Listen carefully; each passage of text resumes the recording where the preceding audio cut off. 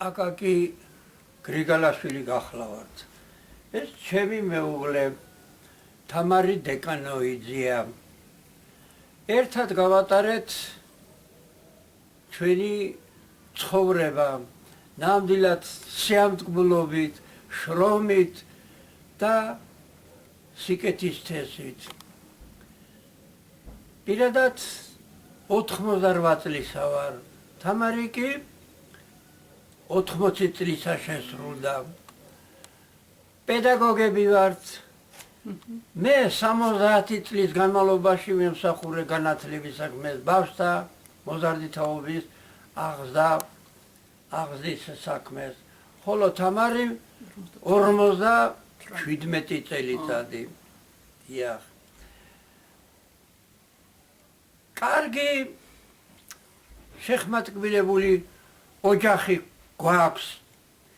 3 ქალიშვილი მყავს. სიძეები ძალიან კარგი ადამიანები შემხდნენ და მათ ვაჟიშვილებად ავთვლი. დიახ. ერთად გავატარეთ მას ამოდენა წლები და ბევრი რამ შევიძინეთ, სიხარული განვიცადეთ, ცოტა უსიამოვნებაც ჰქონდა.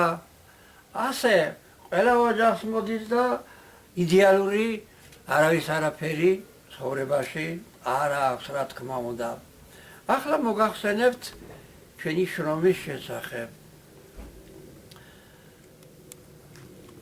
მეორე მსოფლიო ომში დაღუპული ბიძის მემკვიდრეობაზე მომიხდა დასახლება.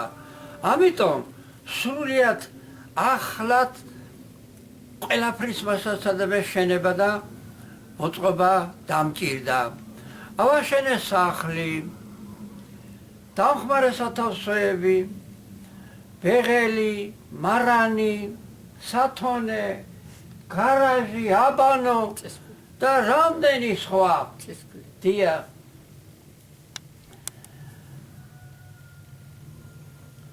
სილამაზე გვიყვარდა თელს ოჯახსა.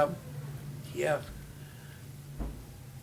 ბუნება გვიყვარს და აი სწორედ ამიტომ მასანზე შევეცადე რომ ჩემი ეზო გარემოს მას ამ სიყვარულის დასტური ყოფილიყო, მაგალითი ყოფილიყო.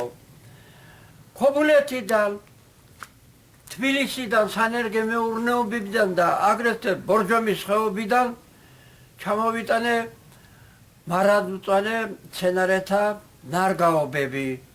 დიახ. გავაშენე ეზოში ფიჭვი, ნაძვი, შემდეგ კედარი, კვიპაროსი, ბზა და რამდენი სხვა ძვირფასი მცენარეულობა. დიახ. შემდეგ წყლის ნაკლებობას განიცდიდა ჩვენი ოჯახი. სამყირალო სერიდან, საკმაოდ შორიდან მეზობლებთან ერთად მასწავლე გამოვიყვანეთ ერთად წყაროს წყალი. დიახ. მერე კიდევ დინარეთ კოცულას ნაპირზე პატარა წყლის გამოსავალი ვნახე და ისიც შემოვიყვანე მასწავლე ჩემეზო გარემოში.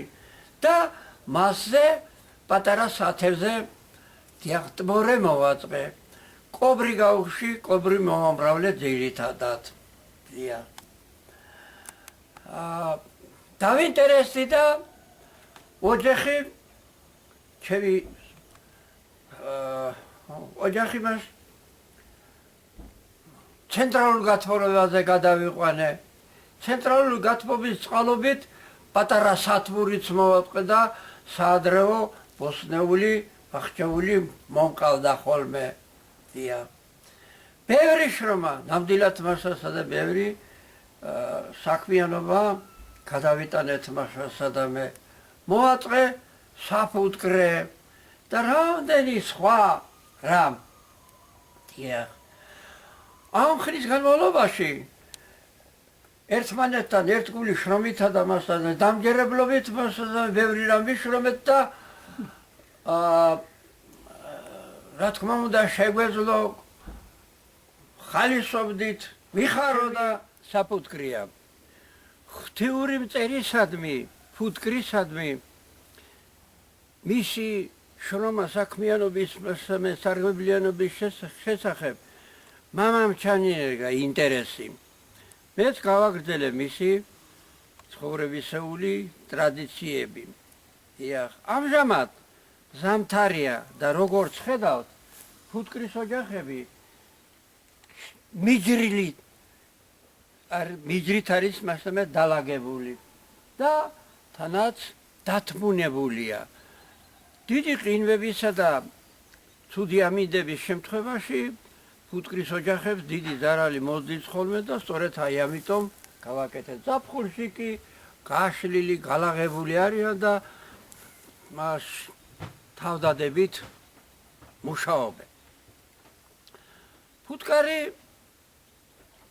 როგორც ყველასათვის ცნობილია, თაფლს იძლევა, მაღალკალორიული ძვირფასი პროდუქტია, იმავ დროს წამალი, სამკურნალო საშუალება, სამკურნალო საშუალებას იძლევა აგრეთვე